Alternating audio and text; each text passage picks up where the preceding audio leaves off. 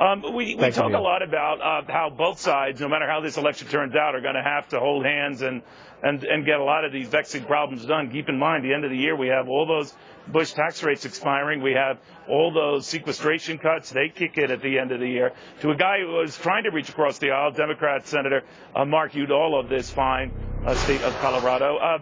Senator, regardless of who wins, you know, I'm wondering whether either side can let bygones be bygones and whether they can reach across the aisle. You tried to do that by looking at a balanced budget amendment, by looking at another things that typically Republicans would want and Democrats would not.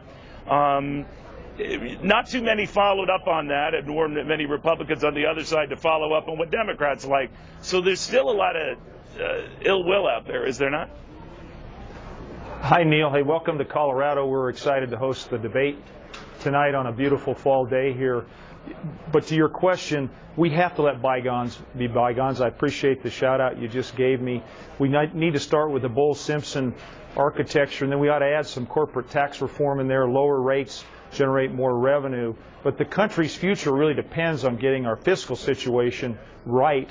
And I'm a person who thinks hope springs eternal, and I'm an eternal optimist.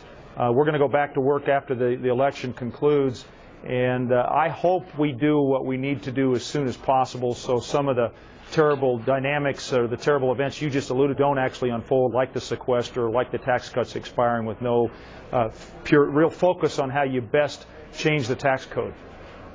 Regardless, I'm not into the blame game on either side, and I know you don't want to go there either, Senator, but I do wonder. Hey, you know, Neil, what I would do is yeah. Go ahead. I'm sorry.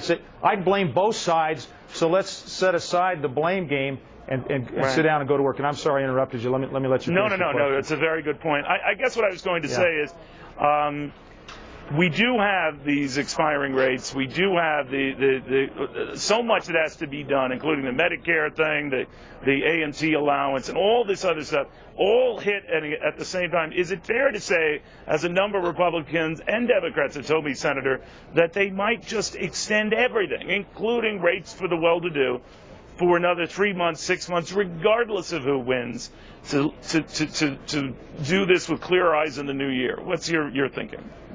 That could be a way forward, but I can tell you that worries me a little bit if we don't put some hard and fast triggers in place so that we don't, in effect, to use the very worn term, kick the can down the road again. That can is so flat that it won't roll, and the road's about to end. So if we need to do that to create some certainty and confidence in the markets, great, but we've got to put in place some mechanisms that would force the Congress to have an up or down vote. I still think the base closing commission approach would be the best way, where you get a commission, a group of legislators to make a recommendation across the board, then we get an up or down vote.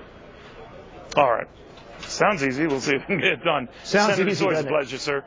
And thank you for being such a hospitable host.